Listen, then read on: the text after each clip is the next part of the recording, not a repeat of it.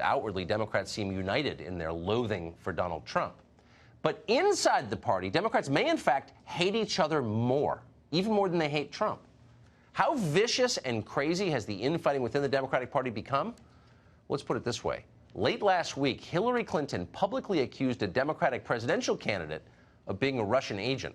Watch. I'm not making any predictions, but I think they've got their eye on somebody who's currently in the Democratic primary and are grooming her to be the third-party candidate. She's a favorite of the Russians. Well, later, a spokesman confirmed that Hillary was, in fact, talking about Tulsi Gabbard of Hawaii. Now, keep in mind that Gabbard is a sitting member of Congress. She's an Iraq War veteran. She's currently a major in the U.S. Army Reserves. And yet, Hillary said, she's a traitor to this country. And she's not the only one in American politics betraying our country. Jill Stein, too.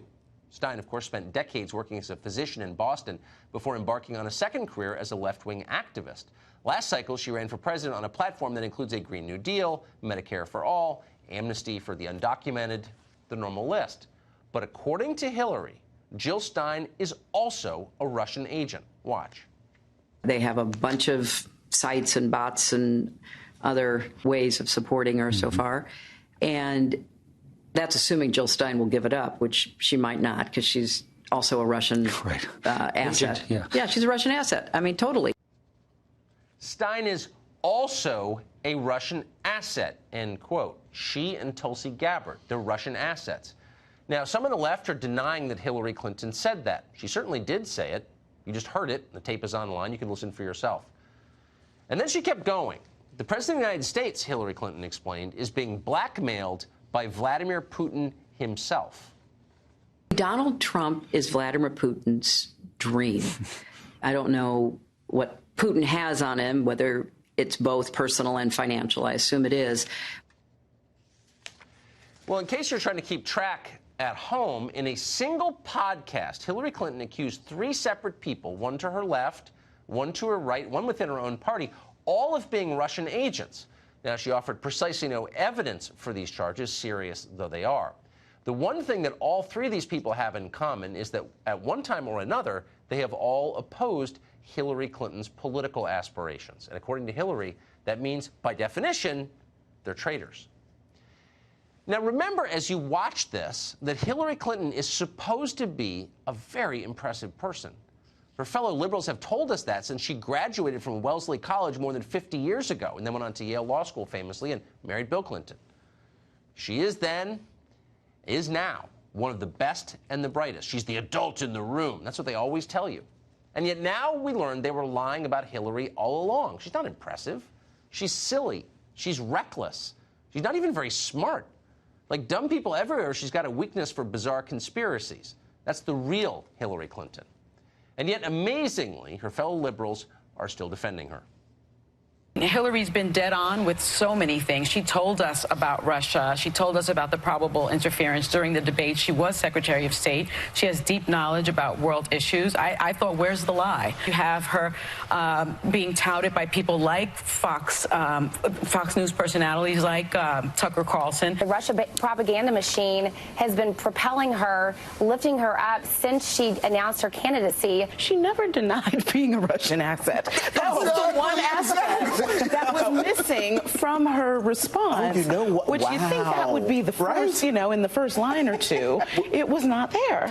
To your point, Hillary Clinton didn't name names, but there's Congresswoman Gabbard going like, me.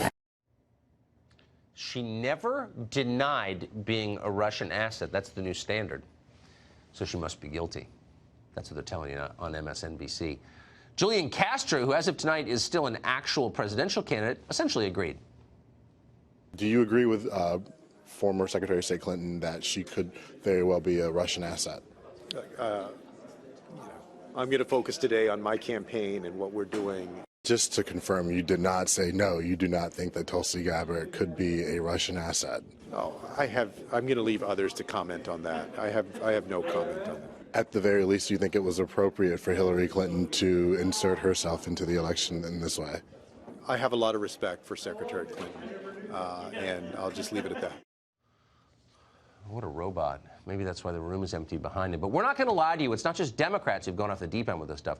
Remember Evan McMullin? He's that guy that Bill Kristol convinced to run for president back in 2016. Mullen, we were told, is a serious, principled conservative, unlike everyone else. And yet it turns out he agrees with Hillary. Here's his take on all this, and we're quoting, "I believe it's true. Tulsi Gabbard is with the Russians, and the Russians are with Tulsi Gabbard. She confirms it every time she opens her mouth." End quote. Again, no evidence whatsoever. So then Trump weighed in. And keep in mind, Trump is not on the same side as Tulsi Gabbard, much less Jill Stein. But he did. He weighed in. He said, no, he didn't think that two of his political opponents were spies. Well, this sent Washington into conniptions. Neocon buffoon David Frum declared that the denial itself proved conspiracy. Quote, Trump last night defended Jill Stein and Tulsi Gabbard against charges of Russian influence. He wasn't supposed to do that. He was supposed to pretend they were not all on the same team. So it was all a setup, according to David Frum. Was that Tulsi Gabbard at the Soviet embassy in Mexico City? This is lunacy, by the way, but it's not accidental lunacy. It's lunacy in the service of a purpose.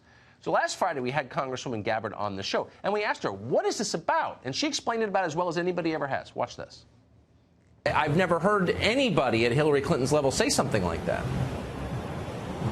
And the reason why she's doing this is because ultimately she knows that she can't control me. And that if I'm elected president, if I'm the Democratic nominee and elected president, that she won't be able to control me, she won't be able to manipulate me, she won't be able to continue to work from behind the curtain, to continue these regime change wars that have been so costly. In other words, it's about power, and that shouldn't be a surprise to you or me or anyone, because in Washington, everything in the end is about power. And for generations, a small group, a bipartisan group, incidentally, has run the country, and they've run it into the ground, if we're being honest about it. They've mismanaged the economy, in case you haven't noticed. They've wasted American lives in pointless wars abroad. They forced weird and irrelevant gender theory on a baffled nation, while hundreds of thousands of Americans died of drug ODs, and they paid no notice at all to that, because they didn't care. We've never had a worse set of leaders in this country. That's what all the drama's about. That's what the volatility comes from, because our leadership is terrible. So it's not surprising that this group, the ones who've wrecked the country, don't take criticism well. Don't like the program? Well, you must be a spy.